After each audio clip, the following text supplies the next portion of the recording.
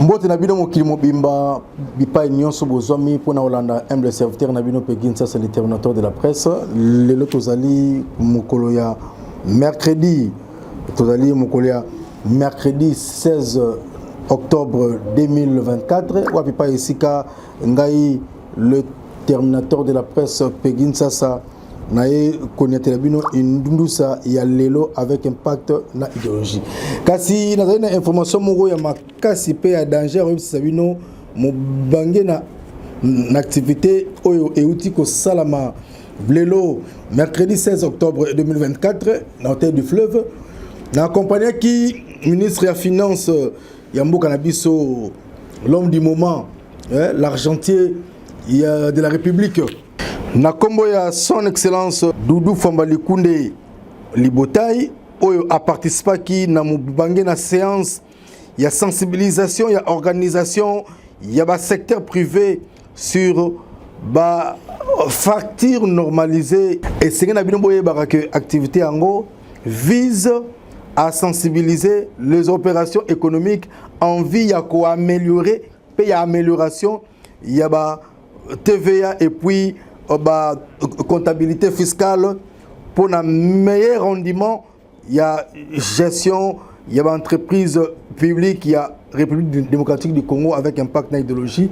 Son excellence Doudou Fwamba azala ki na OSIKA mikolo Doudou Fwamba azala osala musala kitoko boyebi ndenge mikolo même stabilité ya monnaie ezako vendre sans kunga pe idéologie franc congolais mikolo comme stable Doudou Fwamba azako bunda pona monnaie est stable. Excellence Doudou Fwamba azako sala makambo ebele malgré que misusu alingi balobela yangote mais nous sommes là pour accompagner Moussala Oyo Mwana Mboka Doudou Fwamba azako sala avec impact na idéologie. D'ailleurs Koutou tikana féliciter pena remercier Mwana Mboka Francis Bangala Oyo azaliko lalate pona ko yebisanga ba stratégie nini il faut ko accompagner mokonzi avec impact na idéologie et puis Francis Bangala wana azali ko bunda pona ko sala eke ba activité nyonso ya excellence Doudou Fwamba est un impact moko visible avec impact na idéologie malgré que il pas ngaba boka été mais je confirme Francis Bangala très fort et crédible mbote no esika ozali to sala musala ya communication à proximité ko relayer information na petit peuple bayeba à chaque instant à chaque moment ce qui excellence Doudou Fwamba sali activité à sali événement biso bato ba kino pe ba congolais ba yokaka va comprendre que les lots Doudou Fwamba sala ki boye à sala ki boye pour l'intérêt boye chef de l'état pe alingi bongo ce qui toleki na ngabu ya son excellence Doudou Fwamba o sala musala kitoko o nazo confirmer avec impact na idéologie toleki na lombango na dossier Zandu esenge na bino boye baka que tangu Zandu ya kala ezalaki nanu boyebi nungu ndenge salité bosoto ezalaki na Zandu ndenge Hassan atongaka bitonga likolo ya badal likolo ya bakable mwana mboka Chantiningo Bilambaka ancien gouverneur à ville ya Kinshasa oyo tikana informé bino nous avons eu des gouverneurs na mboka na biso mais oyo ngobila asali na yebi ke ebele bolingaka ngobila te ebele balingaka ngobila te ebele ba côté ba contre-moulé même pour ba kabole na chef de l'état mais to ba vérité to za ba fanatique te to ba bosolo lelo oyo ngobila asali na mandat na ye et l'équipe ba gouverneur nyonso ba leka na ville province ya Kinshasa ngobila sali ngobila tongi banzela asali banzela a créé banzela cadeau l'équipe ba cadeau nyonso ezali tangu ngobila asengaka mokonza mboka ke babuka Zandu mokonza mboka a comprenaki ke ngobila za na vision kitoko mokonza mboka Fachi Beto Mukantombolo a pesaki autorisation pe a pesaki bénédiction na ngobila abike ngobila buka Zandu luka ba partenaire batonga Zandu yasika tala leloyo Zandu esili avec impact na idéologie. Tikato remercier chef de l'État, garant de la nation Félix Antoine Tshisekedi Tshilombo et puis bandeko na biso ya Sogema oyo zali entreprise oyo et luka qui marché et luka qui ba partenaire la banque Sophie Bank a check ba moyen na ye grâce à bandeko ya Sogema et puis lisusu ngobila a salaki musala n'intérêt ya bakinois tala lelo yo bijou oyo ngobila asaleli bakinois tobo salaka ngobila jamais na makambo oyo sali bénédiction ya Fachi Beton Mukantombolo etikali kaka ke mokonza mboka apesa date pona zandu ba inaugurer marché central ya ville ya Kinshasa. Mais il y a un problème. Zandu sili. Mais zinga ya zandu salite za makasi banzela mususu ezaka erbongate. Na sengi na mokonza mboka a instruire à qui des droits. A instruire ba collaborateur na ye ba o bazali censé ya kobongisa nzela neti Prince Kasavubu même banzela mususu ba axe nyonso oyo ezako mema population na kata zandu il faut ezala bétonner ezala bo peto ezala malamu pour population même ba oyo bazo na mutuka bazo ba parking ya reparquer même bazo na makolo ba kota zandu malamu pour écrire ba problème ébélité zandu esili menzinga ya zandu pona ko ya zandu banzela na no bongité mususu bazo sala mususu kutu point yango na tomi tuna est-ce que réellement année oyo mokonza mboka est-ce que vraiment na année oyo mokonza mboka akopesa biso cadeau na biso ongobela tikeli biso zandu to ndenge nini na sengi na bino totala en exclusivité mondiale mwana mboka Emmanuel Mputu oyo azali coordonnateur ya projet ya zandu mais ya zalaki pe coordonnateur ya Matali investissement donc yo olingaki yo so zali moto olingaki o investir na ville ya Kinshasa na ba domaine nyonso banzela kotonga banzela mambele donc domaine Emmanuel Mputu esungi ngobila na makambu ebele po Emmanuel Mputu c'est parmi les bons collaborateurs ya gouverneur Gentili Ngobila Mbaka oyo a travaillé na ngobila na loyauté na sincérité na fidélité et puis oyo akemanda kapete. Et puis félicitations pour aboya ba corruption, aboya koyiba mbongo wa l'état. Merci pour na IGF ndenge elandela ki e orienta ki e encadrer ki bandeko ya zandu pour na ba tonga zandu en bonne et due forme mbongo ya l'état e yiba mate bota ndenge mona mboka Jules Alengete Kei a ote ko silisa immeuble ya IGF yango toto pesa yelo ngonia mona mboka Jules Alengete Kei oyo asilisi immeuble wana epu mokonza mboka ayaki a inaugurer Kati Riban et puis Moussala et bandit avec impact on a idéologie sincère félicitations à mona mboka Jules Alengete Kei tozongi na dossier à zandu pona ko féliciter Gentili Ngobila Mbaka pe pona ko loba merci Fachi merci Ngobila merci Sojema merci pe na Emmanuel Mputu azali coordonnateur ya projet zandu pona zandu esili aibi ata lomeya te bolanda yesikoyo en exclusivité mondiale to combiner ngona actualité ndenge nini susu a remercier que chef de l'état gouverneur Gentili Ngobila Mbaka na Sojema na kombo ya peuple congolais na ba kinonyo so oyo ba otala biso donc bande ko na ngai ozana poto ozana Afrique du Sud ozali partout dans le monde ceux qui ont la place ya ko teka na zandu bako saote zandu eza so te ba place na somba place na ngai ya libela te to komi ba locataire to komi ba locataire ya zandu okokende na Sojema au s'enregistrer batindio na banque Sophie Bank au prouver que ozala ki na place na zandu kala ba pension modalité pe ozwa place na yo malamu et puis le susu bande ko musu ya libanda olingo ozwa magasin nini Sojema eza wana disponible to bengi ngai komeli ngai na ko orienter bino ndenge ni faut bosala avec impact na idéologie whisky wushia elongo na le caméraman international de Senga Kassar avec 90%. Le caméraman international Gims Black oyo azali sima ya caméra oyo azoko bisanga kitoko bolanda ba elema oyo pe intégralité oyo ya masolo na ngai na mwana mboka Emmanuel Mputu sous la bénédiction ya président Félix Antoine Tshisekedi Tshilombo. Donc les lots tozopesa Fachi Beton merci parce que na mandat ya Fachi tozui zandu oyo ngobila azwaki likanisi asengaki lipamboli bénédiction epa ya mokonza mboka pe apesaki yango tala lelo zandu yango wana et beauté ya zandoué et ngai sikoto zo zela batum soupe bosala lupe lokola ngobila to tanga ba œuvre oyo sali ba point de repère oyo sali et puis dossier pe ngobila to côté yango kala mingi te parce que il y a des gens aussi oyo batikali loyal na ngobila na bato pe bakimi na bato oyo bakanisi ke ngobila sili neti le parsec Ernest Modoa oyo s'est sacrifié vini mobimba azalaka na ngobila accompagner ngobila atabanko ataba 12 makambo belé il a beaucoup subi mais il est resté loyal envers Gentili ngobila mbaka neti ba Richmond Ansi le sel batikali loyal na ngobila neti ba Charles Mbuta Mutu neti ba Modeste Mpeti Modasho neti ba Pius Kandolo neti ba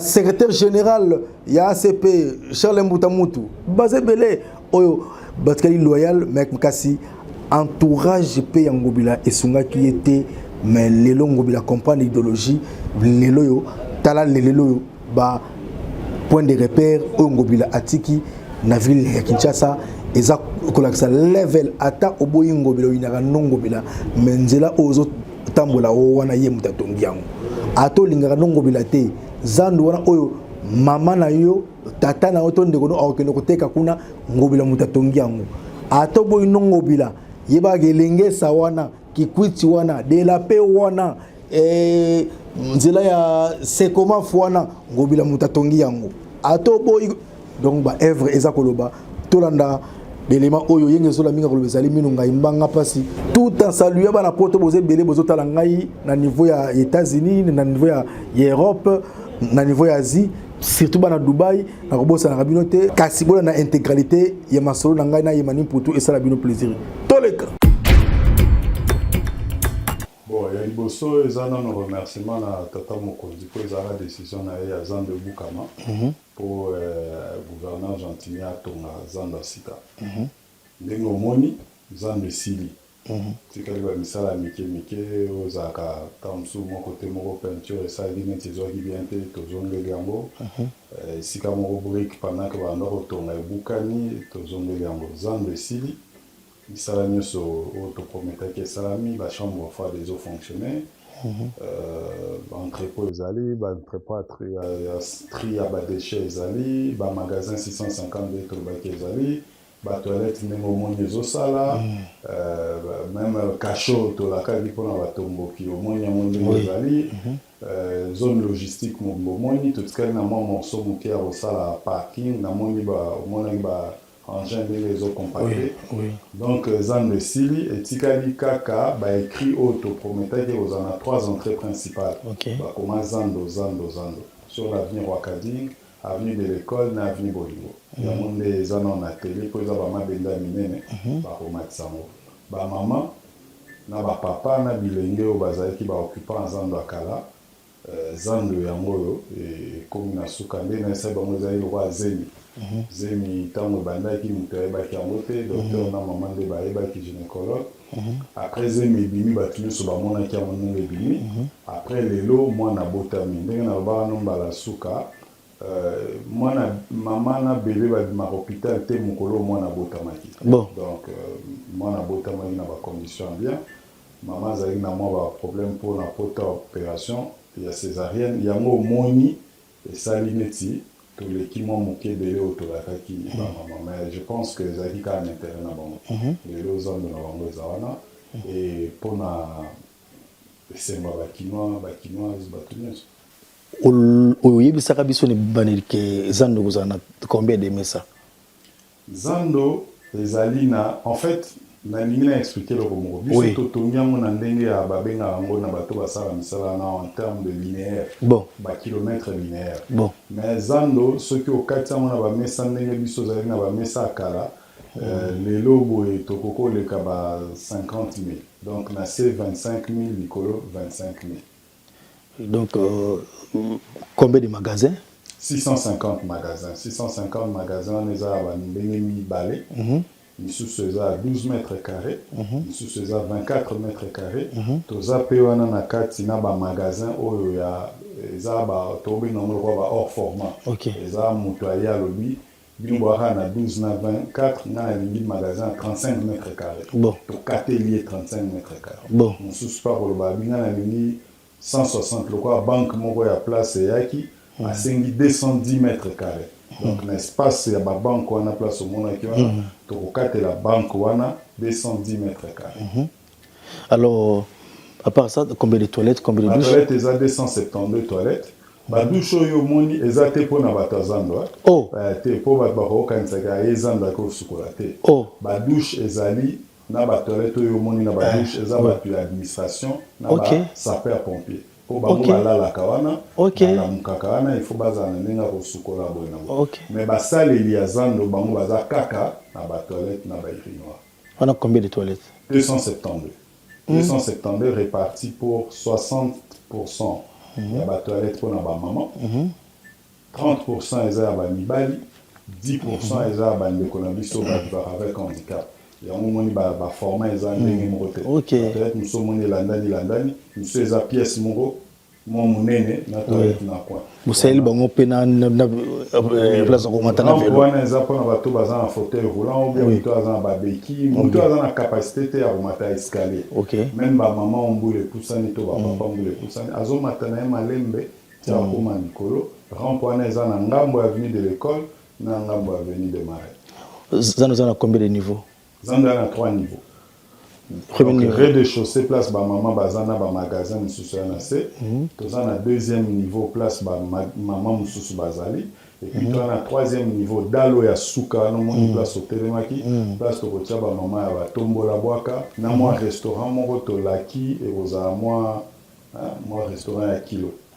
Malewa moi modernisé. Bien sûr, Malewa modernisé. Oui. Malewa eza Malewa, mais il y a moi ndenge mususu. Expliquez-nous babi tant que vous visiter babi soki maman te kalera kota zando te kibilo onenera wana anotika on bako yiba te loka mutute te tozana 3 portes principales ya rokota pe ko bimela zando pona nini parce que soki ngonga ko kanga zando ekoki bakangi ba porte wana batu nyonso babimi bata sécurité ba mi assurer que batu nyonso babimi komi ko sukolango. Moussala au souko les bandits peut-être à 18h boeti tam sous 3-4h du matin comme ça l'obi na tongo baya bakuta mo sous propre pour ba ko porter kalisus au moni ba caméra li banda ndenge to tche déjà mais silité to recommande en 485 ba lenyo so wana caméra aux de façon que ce bakangi moussala to yeba ke mutu moko te atikali pota moussala au soukola ko banda. Donc, vous avez un écran. Si, tu as un partenaire, moyen attendre la combo na ezate. Oui. Partenaire, il y a un sur le écran. Ok. Baoutaki Dubaï, Bayaki, tout ça, réunion pendant 3-4 mois de travail. Tu as un écran publicitaire en LED. Ok. Tu as acheté un écran. Mais vous prévoyez quand même moi radio communautaire na télévision. Si, tout ça. Ça nous l'équipe na ba commune mususu. Télévision de te prévoir tes mains, te prévoir qui radio, ça na pièce nango place côté ngamba administration ça. Radio azan de rozawana pour na ba communiquer, pour na ba problème sur les 44 ans. Mais est-ce que tout le monde botti ba bande mo ba timu ya rouge les cannes ba coin tu as rouge wana za ba tu ozo mema mai na baria ba to be ngo ba pompe ba bilo incendie. Donc ba tu as rouge wana za mai ya incendie.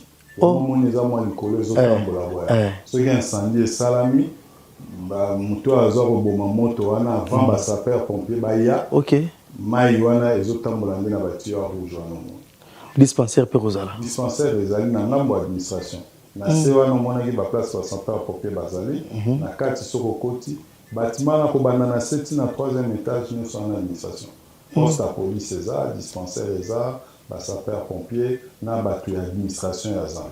Nanga mo logistique na moni bo bétonner nyonso nanga mo logistique de kuna. Oui, c'est na partie logistique nyonso totie béton mais partout totie di mabelo na za poto ko na ba fleur na ba nzete. Au moins za béton mulunge et pour un cadre de problème environnement ils ont cinq bateaux qu'on appelle banzete pour ce hôtel pe na kati za ndo moni to tche babac de fleurs oui babac on a pesa pour na banzete to pour na banzete na kati mais tout le monde pena place ya kocha ba fulu ezali o bena muntu akomona kutu fulu te koti e bimi pe kunekei donc porte entrée wana fulu koti na kati toza na babac séparé bac ya ba verre ya ba plastique ya ba carton na ba déchets au roi ya biloko kolia OK na porte mukie kuna nde bimeli nango po ekende na bisiko ya mo faut ekende bosuka. Mais pour la misala vraiment est-ce que vous engagez puis bakino et pas misala quand même mon mbuka mani poto quand tout ça na ba maçon na bela ba maçon oui na ba muto nyoso ya bikaza maçon aya za pona ba congolais OK za pona misala wana za pona ba mboka donc ngonga na ngo peta ngo koka to ya robelela kaka to bi o nyoso ya bimeng ba kata ba sala ka courant au hasard maçon parce que bâtiment il faut entretenir en haut. Okay. Donc appel d'offres pour la misala les alliés paient cause les bébés. Parce que niveau où tout le monde là de comme boy. Parce que le chef de l'état mon konza mbukatala quand même a eu évolution azandu azana soif ya ko inaugurer en pour ba kinois. Bon mon konza mboka azana ba ndenge belé a koyeba makambo. Bon, tant souma rambo biso to kansa ya ebité mais ya ebina déjà. Bon. Ah. On a assuré aza informé na makambo azando ko le kabatuneso. Ah. Ya lo mkonza mboka. Mais vidéo mona zozo mona ojo mokonza mboka ya kana zando boye na moni gouverneur Gentile Ngobela Mbaka azo présenter yo. Bo soleil ni na chef de l'état wana. Ah mon chef a rotab son azando. Tu as pensé qu'il faut encouragement. Ah. Du courage. L'agenda caché d'agité. Le bako. Courage. Mais ce que vous comprenez, pourquoi vous avez choisi ba brique ya brique ni wana ba brique wana ya biso bana mbokana en particularité na ngoza pour anini. Bon, raison à liboso ezali choix gouverneur hein, Jean-Pierre Ngobela. Oui. Nde apona ki ba brique rouge wana. Apona ki yango tina na ya liboso ezali ki kwa lobaki ba brique wana e bomba ramoi. Oui. Moi toza na mboka moi makasi e bomba ramoi na moi na sima na butu et dégager. On a ni pourtant ba maman bazoteka kuna bazala na kati ya mulungete pour les a marché ouvert les a écarnama te roi mol ba climatiseur. Ça c'est de 1 de 2 les a qui pour promouvoir pe misala ba congolais mususu. Brique rouge wana esa mwana kulingo. Oui. Basara sukali bango pe basara ba brique rouge wana. OK. Bazwa ki marché mwa munene basara ba brique rouge wana pour le musée national. OK. Les a ba 1 million de pièces mais pour Nazando on avait commandé 7 millions de pièces. Et comme les Aïgna n'ont pas de problème, tant que nous avons au Canada, donc on a dit 10 millions de pièces. Donc les Aïgna peuvent nous promouvoir Moussala et les Congolais dans le Congo. Mais pourquoi date prévue Oyo bo yebiseki ba kinois ke zando aussi na mois boy mais date on est l'équipe makasi mona mbuke mani putu. Bon, tokutana ina mwa ba difficulté ebele eza pe misala maboko ya moto eza misala nzambe te nzambe nde asala biloko eza parfait. Bon, biso bato ya mokili oyo basali tosalaka biloko ekoki kozala pembeni ya parfait. Tosalaki planification mais tokutana na baproblème bambula bamakambo ebele neti brique rouge oyo nazoloba nao nazofabrike yango sur place mais ntango ezoya omoni ekomi na nzela ezalaki mabe ebukani omoni ou bien misusu ebelaki mpenza bien te moyen tosalela yango eza te donc baretard ezalaki d'ordre technique e na baimprévu. namoni baréunion mobwano sa na bandeko ya igf bino nyonso bato bosimaka bazandu na quoi pe nongo mo ba détournement sala maki ou pas est-ce que il y a eu de détournement à côté ou en somme de côté l'art na bino ya kotonga zandu nyonso pesa maki nyonso ya ko reprime sala mais aussi la boue nyongo zate yo za petit ya inspecteur Jules Alingeti rigueur na ena makambo na ene ngezala yoka ndoko tumba ngai susu ngezaki que amonaki clarté ndeta mususu bato lelo baza na liberté. Donc problème ezati bino na IGF. Non, bayaka osala mosala na bango ndenge kaka tunaka nga question na bango mbala moko bio nayoki na baka na IGF akangaka bato te. IGF ayaka kosalisa bato mpo bosalela mbongo ya leta malamu. Ok. Tina na ye yango wana soki ayebi esika mbongo ya leta ebimaki ayaka po aloba mbongo ya leta oyo ebimaki mpo bosomba bamesa bosombi bamesa. Alors na projet azando comme ezalaki projet moko eza partenariat public privé donc eza l'état na privé ndenge ya parti ya l'état yango IGF ayaki na misu na ye atali accompagner biso ti ndenge tokomi na suka ye momonaka mwana mboka jila ndenge tasala mosala bien quand même. En tout cas na mokio nga namoni nazwi na cas exemple ya zando mpo wana nde nalandeli yango bien y a rien à reprocher. Ok. Ok. Alors, nalingi oyebisa biso vérité mona mboka emani potu.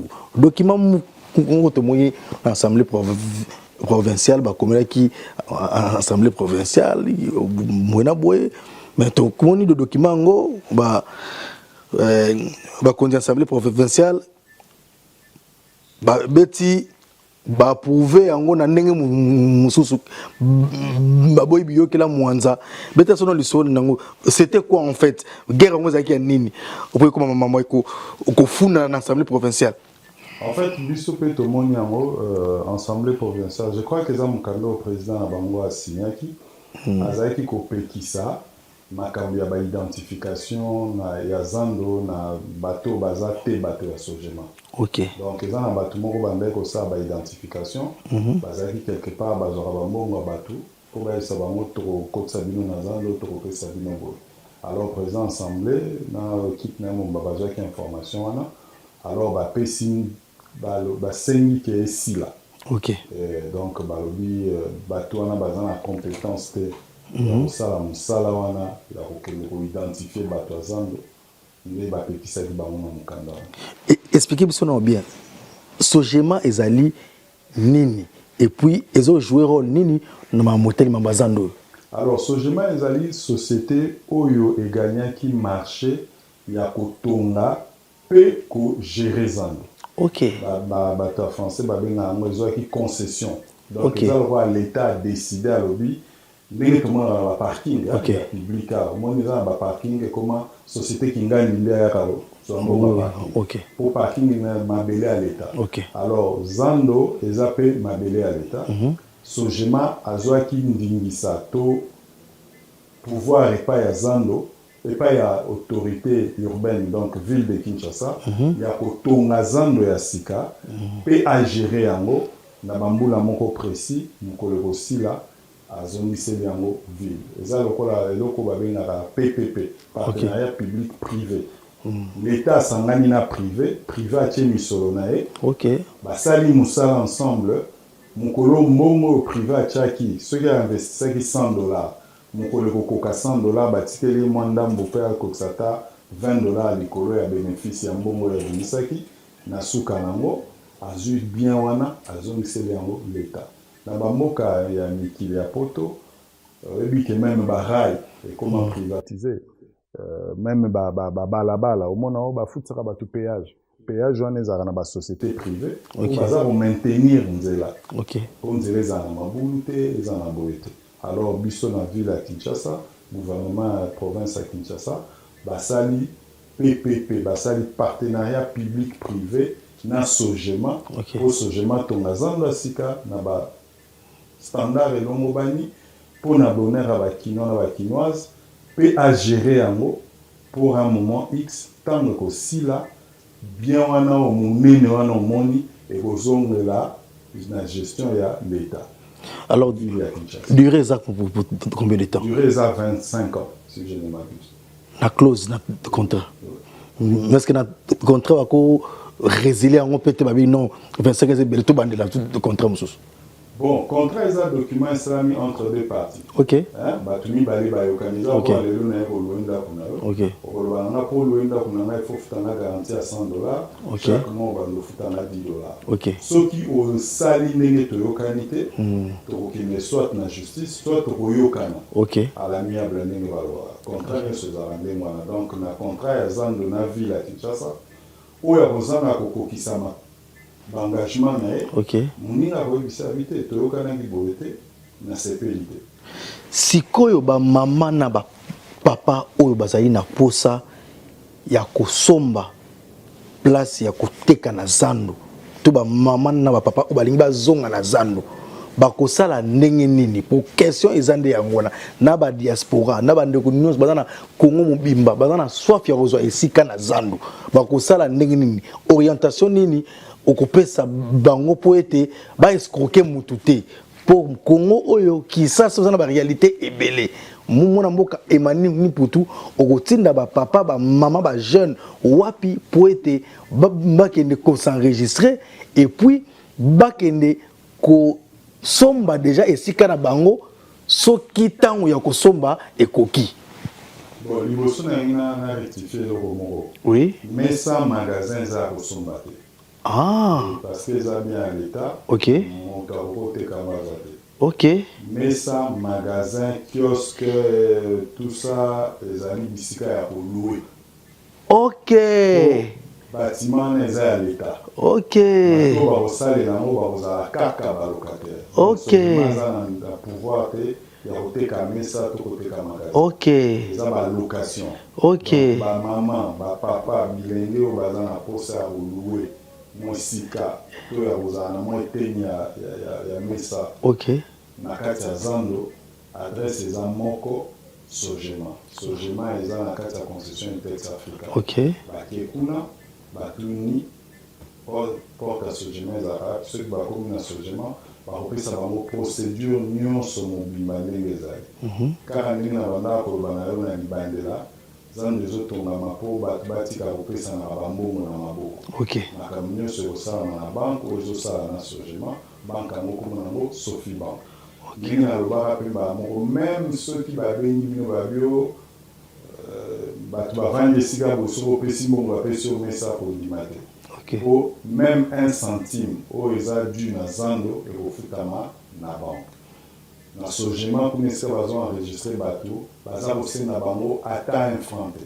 Ok. Eloko baza kosenga bato ezozala bafoto passeport na carte électeur na yo mpona kozwa identité na yo baimprimele o papier bapesi yo donc eza 0 franc. Bon bandeko ya diaspora bandeko ya diaspora malheureusement toza na ndenge te ya kopermettre bango bafungola bacompte na Sophie Bank en étant à l'étranger. Ok. Donc eloko esalami mwa mobulu yango wana. Mais bah comme la Sogema partir ya kuna batindi moto ba recommander na bango moto. So baza na moto na bango OK. Confiance ba kotinda mutaye na Sogema ba pesi ba prix ba expliquer ninga kosala. OK. Ça makambo sur na banque, missionnaire sur na banque, ba pesi papier na azongi na Sogema azu content na ya utilisation espace na. Siko tomoni zando esili. Ba misala miki wana et on a pu se monter pour surtout nzela accessibilité ya zando za salité libanda za salité bandreza ko beba assez zando eza sous le kambo ya Sogema te pour Sogema ya zo kitaka marché ya kotonga zando. OK. Awo etika le roi babalabala ya ngisa wana za responsabilité à l'État. OK. Par sous l'État ville Kinshasa ou bien l'État central. OK. Alors c'est quoi à peu près toko compter pour na zando si la mokonza mboka ya ko inaugurer et puis to peso pe longonia donc nous mela moi champagne bonga pe na accompagner yo faut na zo mo lo na ngai bato ba pesa ma merci na musala aux population il faut pesa na merci na chef de l'État. OK. Chef de l'État ndi andimaki ke babuka zando bato bazando asika. OK. Celui voici surprise merci na bolingo témoigner bango ba faut pesa merci na gouverneur na biso akala Gentilino Ngobila pour yenda azali mutu à train. On a chef de l'État pesa instruction. Après tokopesa merci na Sogema po andimaki mokumba monene wana. Oui, oui. Après na basali nyonso chacun à sa mesure ayaki na libanga na ye po zando ekoka kotelema. Donc au bout de sa date, au bout de la soki utoko compter zando si. Misala Cécile et Tigalisco ba na po pesa date ya inauguration te. O ba konzi ya mboka bazali. OK. Ba monde ba oloba Sogema bobo misala 10 hein tozoya poto inaugurer. OK. OK. Bon, moi na mboka mane pour tout ozalaki ko jouer pozali ko jouer rôle makasi na ville ya Kinshasa ozalaki na rang ya ministre ozali patron ya investissement ya ville ya Kinshasa za régime mobimba oyo baneko ko gérer est-ce que vous comptez continuer mission na yo pour blelo na fonction na yo misala nyonso oyo salami na ville ya Kinshasa banzela ba investisseur bazandu ba pont oyo tongami ezalaki na ngambu na yo donc o accompagner ki ngobila na sincérité na loyauté to moni misala oyo bosali banzela tongami oyena ba partenaire mais le peut o continuer non peut ko travailler na ba kondia sika soki ba sengi yo o accompagner bango. Bon pour na sala na gouverneur Gentini ezaki volonté na ye. Ah OK. Yenda benaki na Miyaka zala awa. OK. Je reste dans les mêmes conditions. Lelo mon continue soit dans la mboka Kinshasa, soit estimé que ngai na robi va apporter le komona o yazo sala. OK. Naza congolais. OK. Mais n'engezandu au réussir comme ça on na suka boy même étranger à Brazzaville banuka Brazzaville Côte d'Ivoire ba monique musala o salisa malamu weko tongila bango pe zandu ya bongo mon expertise pe oboyate j'espère. Non toza a pona kosalisa toza na service ya humanité. OK. Bandi non toza na service ya ba Kinois, après ya ba Congolais, après ya ba Africains et puis voilà.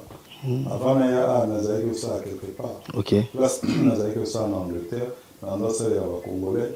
OK. Ndambu pe zali ba Kolombo. Donc, toza batu, nous bâti na mokili. S'il y a une opportunité de rendre service, évidemment, ils ont moussala. Donc, là, on sent moussala, bah, au futana pour moussala, et moussala, nous avons pas soldat. Bon. Ceux qui va dire le ah, que le mutu moko yebisingana Félicito na musalo sali na zandu abi pegita sa soko komina coordonnateur Emani pour tout comme ça va félicitation na ngai na onyo so asali et puis na yebaki ke aza mwana moko malamu comme na ye André Kimbuta. Voilà non mutu moko te aza vieux na. Oh aza vieux na. Ah mutu moko te aza vieux na. Ah André. Ah vieux na.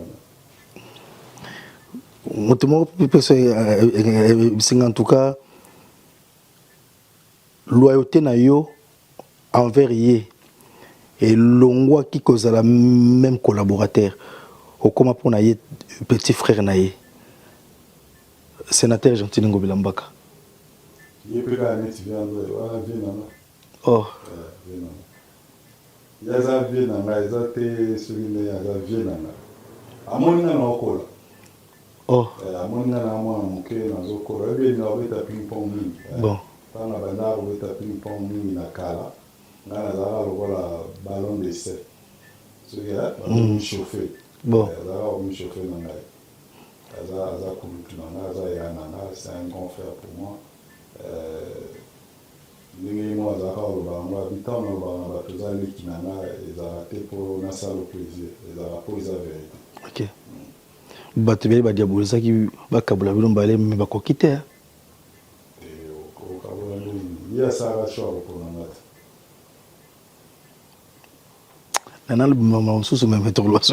merci beaucoup mwana mboka Emani Poutou mais bana Londres balingaka quand même soki na yambi yo en tant que diaspora en tant que moi à Londres, il faut message moi quoi na nasuka ils en anglais pour na résumer ya mukuse to solili pour na nini et puis oyana mboka pour na nini dans le cadre ya lobbying dans le cadre de Luka Moussalate, mais dans le cadre de Babake, Lelo et Zapena, Bana, Londres, diaspora, Oboyana, Mboka, vous salez quelque chose, et après avoir Mboka, vous continuez toujours à servir et peupler. Vous avez reçu la bande de ya diaspora à Londres, vous avez Rolandao, n'a pas partenaire ou anglais. Mais le monde a un message, que nalingo batu bayebake na bana oyo ya bakongole bavandi na Angleterre naza kanga moko te. Angleterre ebimisi bato ebele oyo bazongi na mboka kosala mosala awa mosusu nakutanaki na ye ya 4 jours champion na biso bakole. Oui, oui, oui. Oh. Il y a visité les Andoutés. Non, il a visité. Champion du monde na biso oui. En Angleterre. Oui, oui, oui, oui. Donc, oui, oui. Diaspora eza libanda. Oui. Eza plus pour na bolingwa ya mboka. Oui, oui. Ok. Donc, champion. You go my blessing, go. Keep fighting. The good heart. Bon. Bon. Il y a un champion à l'issue. Bon. La félicité qui est là. Mais sinon, pour la bande d'économie, as I use always say, Congo is an opportunity for all of us. So, as I was begging you guys to come, to lend your hand to do something for the country. So, I'm one of you. Bakole is one of you. So, those are examples. So, each of us in the world they do, they can always come and provide something for the country. So you guys stay blessed where you are, and we can provide advice as well on how to settle in Kinshasa or in Congo somehow. So thanks a lot for supporting. I got some message from all over the place, all over the world for support, and yes, let's keep in touch. Let's hand to each other, and who knows where we're going to take the country. Thank you very much. Nabato Ouattara en français, qu'est-ce que nous pouvons retenir à propos de notre marché central, ville de Kinshasa, monsieur le coordonnateur Emmanuel Poutou? Le voyage, il était long, mais on est arrivé à bon port. Le bâtiment est fini, la construction est finie. Nous sommes en train de faire des petites retouches par rapport au grand bâtiment. Au-delà de tout, je pense que c'est la foi en ce que nous faisons, la foi au travail, la foi en nous-mêmes, la foi en nos autorités qui a permis la réalisation de ce bel œuvre. Un petit rappel, le marché central contient combien de... Ok, le marché central de Kinshasa a une capacité de plus de 150 000 personnes. Okay. Ça fait le stade de Martyrs une fois et demie.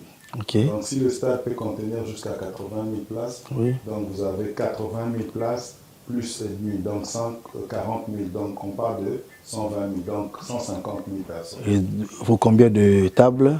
Pour plus de 50 000 tables, oui. Pour plus de 200 toilettes, pour 17 portes de sortie de secours en cas d'incendie, pour 3 entrées principales. Magasins? Pour 650 magasins, pour des places de parking aux alentours de près de 400, pour beaucoup de choses. Et quelle est la particularité de la nouveau marché central? La particularité, c'est d'abord sa capacité. Okay. Et la construction a été faite dans les normes. Aujourd'hui, okay. Si vous prenez le marché central tel que conçu, tel que construit, vous allez le déposer à Paris, vous n'aurez aucune contrainte. Ok. Alors, quelles sont les conditions pour avoir ou louer la place, le maman, le papa, le jeune Okay. Oui. Tous ceux qui ont comme ambition d'être utilisateurs, vendeurs du marché central, rendez-vous à la société Sogema qui se trouve dans la concession Intex Africa. Vous aurez les amples informations en comment il faut aller à la banque, faire le paiement et obtenir le contrat auprès de la société Sogema. Donc, Sogema ne vend pas le place mais loué. Sogema ne vend pas, Sogema vous fait louer. Ok. Il n'y a rien à vendre, c'est des locations. Parlez-nous quand même de contrat Sogema Ville de Kinshasa. Oui. Sogema a reçu une concession de la ville de Kinshasa. C'est un partenariat public-privé. Ok. Sogema construit, gère et laisse à la ville. Ok. Donc, comme on dit en anglais, c'est un BOT. Ok. Donc, Build, Operate and Transfer. Ok. C'est ce que je dis en français, partenariat public-privé. Ok. C'est-à-dire la société privée construit sur l'autorisation de l'État, gère pour l'État et demain remet le bâtiment à l'État. J'ai demandé à la population de faire confiance aux nouvelles autorités. Le chef de l'État avait dit Zando ana soleto ngamite butunangai. Aujourd'hui, le marché est là. Je pense que les gens n'auront pas de questions à lui poser parce que c'est là. D'abord, un grand merci à lui pour avoir accepté que cette belle œuvre puisse être réalisée. Ok. Parce que je pense que le jour où il a dit Nalingi Babukango Batonga Zando Asika, c'est parce qu'il avait pensé à sa population. Okay. Et puis aussi merci au gouverneur Gentili Ngobila pour avoir su mettre en place cette volonté du chef de l'État dans la réalisation de ce bâtiment. Et merci à la société Sogema, à la banque Sophie Bank et à tous ceux qui, d'une certaine manière, ont apporté leur pierre à la réalisation de cet édifice. L'ouverture du grand marché, c'est quand? Le marché central sera prêt au 31 octobre, mais après la décision de l'ouvrir revient à l'État. Ok. Comme nous sommes à la fin, coordonnateur Emmanuel Poutou, si vous pouvez nous rappeler, parce qu'il y a d'autres gens qui vous ont suivi aujourd'hui, qui est Emmanuel Poutou? Bon, Emmanuel Poutou, c'est un citoyen congolais né et grandi à Kinshasa, qui est parti faire des études en Angleterre, qui est revenu et qui travaille pour la ville de Kinshasa. Et puis voilà, en quelques mots. Et vous avez assumé quel genre de fonction à la ville de Kinshasa? À la ville de Kinshasa, je suis coordonnateur pour la coordination pour la promotion des investissements, qui est une coordination que le gouvernement Gentili avait créée avec rang de ministre provincial. Ok. Merci beaucoup. Un petit mot à dire à tous les Kinois et à toute la population congolaise qui vous ont quand même suivi à travers nos différentes chaînes partenaires. Le marché central est construit, il est là et bientôt il sera utilisé par tout le monde et pour le bonheur de tous. Merci beaucoup. Merci à vous. Tokomi na suka ya entretien na biso na mwana mboka Emmanuel Poutou wazali moto oyo to tiaki confiance mingi na maimatali kotonga Zando. Merci na tata mokonzi ekolo Fachi Betomo Kwatomolo. Merci na mwana mboka Gentili Ngobila Mbaka. Même si les gens ignorent yo moto ondimaki pe ozwaki lipamboli ya mokonzi ya mboka pona ete Zando etongama to pesa pe longonia pona yango.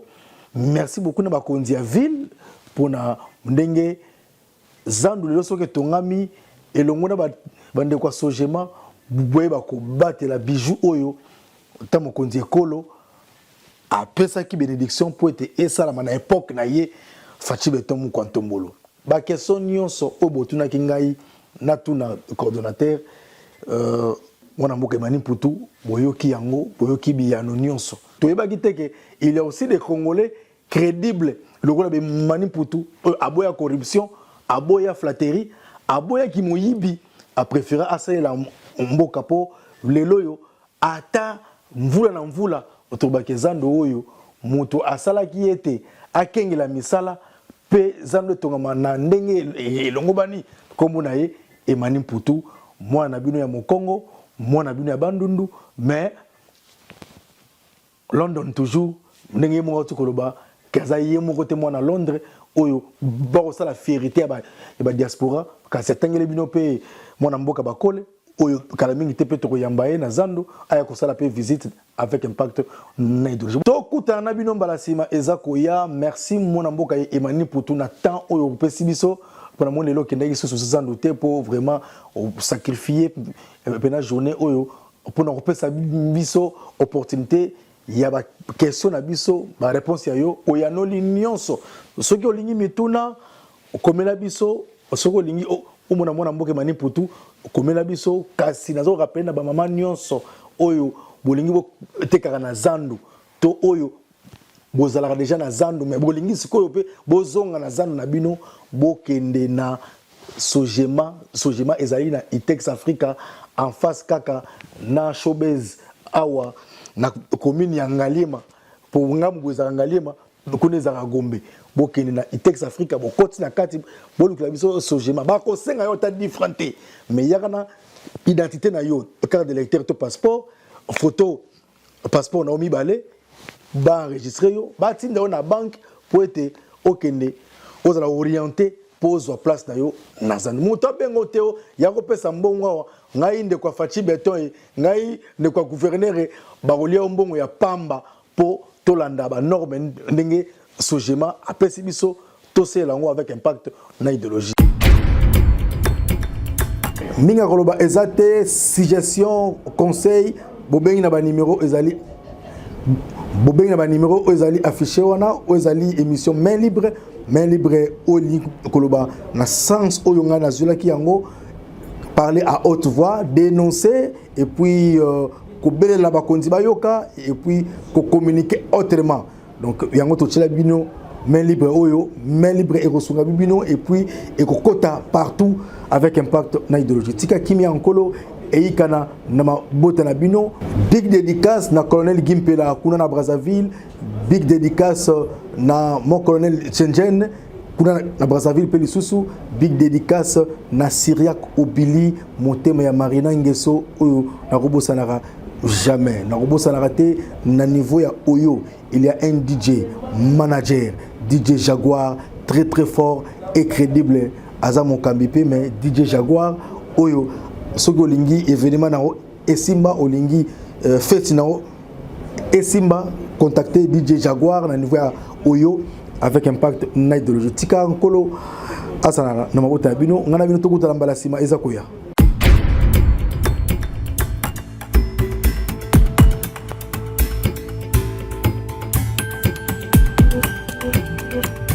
Thank you.